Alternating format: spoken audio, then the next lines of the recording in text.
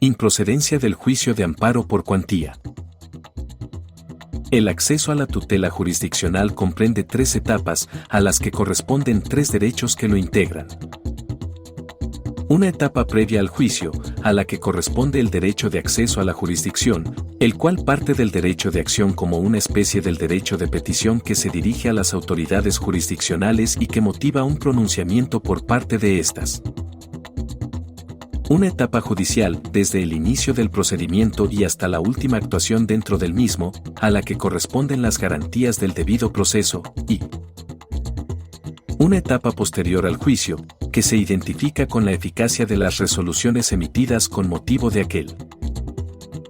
De suerte que, es una obligación de toda autoridad de Estado garantizar el acceso a la jurisdicción a los justiciables, pero no de forma ilimitada ni absoluta, pues de ser así, sería irrealizable el derecho a la tutela judicial al no establecer una administración eficaz de los procedimientos judiciales.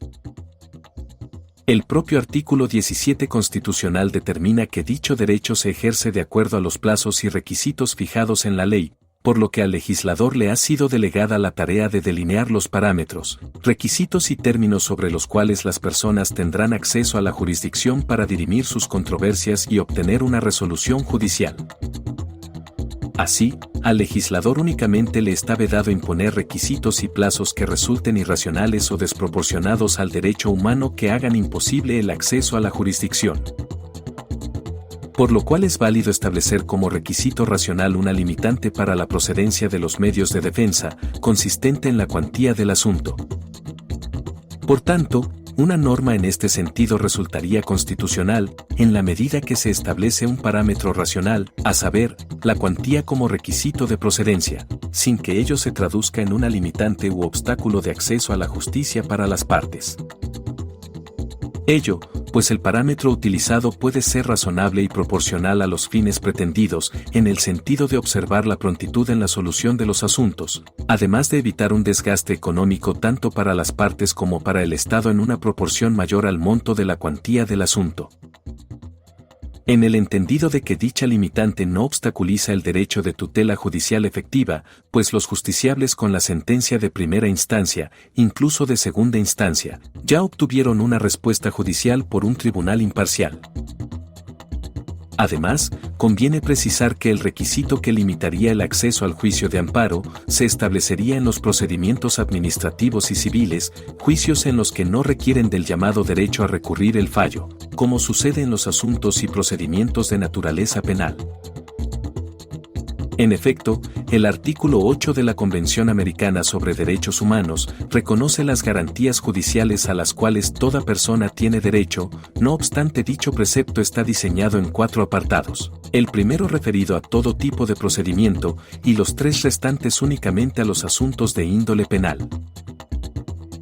Así, en el primer apartado se reconocen las garantías mínimas que deben asegurarse en cualquier tipo de procedimiento, esto es, asuntos en materia penal, civil, laboral, fiscal o de cualquier otro carácter. En los restantes apartados se reconoce las garantías mínimas que los Estados se obligan a respetar en los procedimientos que se sigan en contra de toda persona inculpada de delito, esto es, se refiere únicamente a las garantías de los asuntos de naturaleza penal.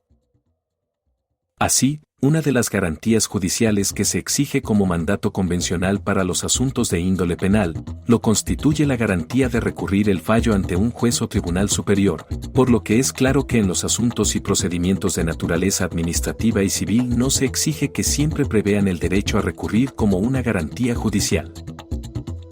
Por ello, es inconcuso que resultaría constitucional y convencional limitar la procedencia del juicio de amparo por cuantía, siempre y cuando se realice bajo un parámetro racional y proporcional al fin pretendido.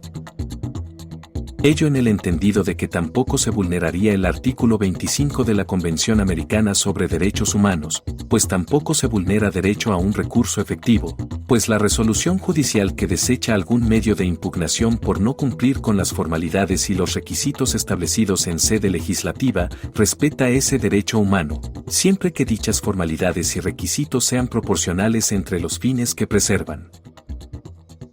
Si bien el objeto de una revisión por un órgano superior persigue enmendar los posibles errores e inconsistencias que pueda haber tenido el juez ordinario, pero también es cierto que la justicia cuesta y cuesta mucho al Estado.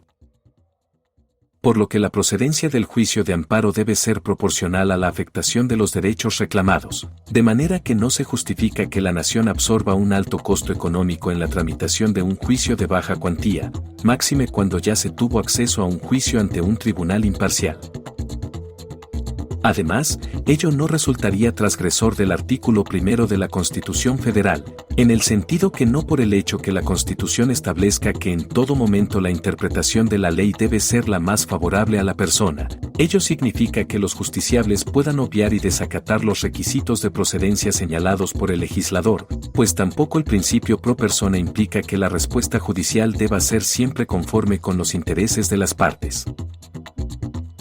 En conclusión, la improcedencia del juicio de amparo por cuantía resultaría constitucional al ser compatible con los artículos 1 y 17 de la Constitución Federal, así como numerales 8.1 y 25 de la Convención Americana sobre Derechos Humanos. ¿Tú qué opinas? Da un like, comparte el video, suscríbete al canal y participa en la comunidad con tus comentarios.